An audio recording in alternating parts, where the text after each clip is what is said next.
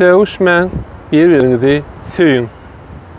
TikTok'a girdiň, esasanam soňky wagtlarda diňe, dawa, jenjel. Iňňanda men garşyma çykýarlar şola.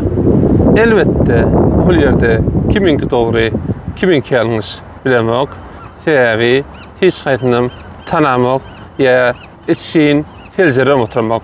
Oňa wagtym ýok. Ýöne, daşyndan göreňde her iki tarap üçinem awray däl.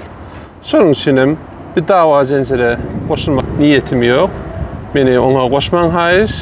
Ýöne, özüňiz hem şu dawa jenjellen çaltyrak çyksaňyz gowwalarym kadiýen.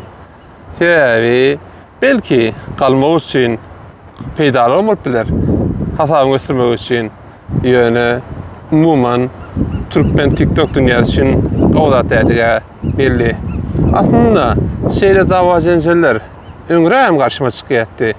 Ýöne, soňky döwürde atkem internetde tanalýan adamlarym şu prosesiň içine giren ýarak bolýar. Şonuň üçinem bir-birinizi başarsaňyz da söýüň, söýüp bilmeýän bolsaňyzam iň azyndan ýigrenjek bolmaň, ýigrenýän bolsaňyzam içiňize ýigrenin. Ony uly ile ýaýrap bermek gerek däl. Käde-kädesinde äger ýal meselelerinem, maşgula meselelerinem TikTok'a ýaýarlar. Mananda daşnyna gowgananak. Şonu aýtyp bilerin.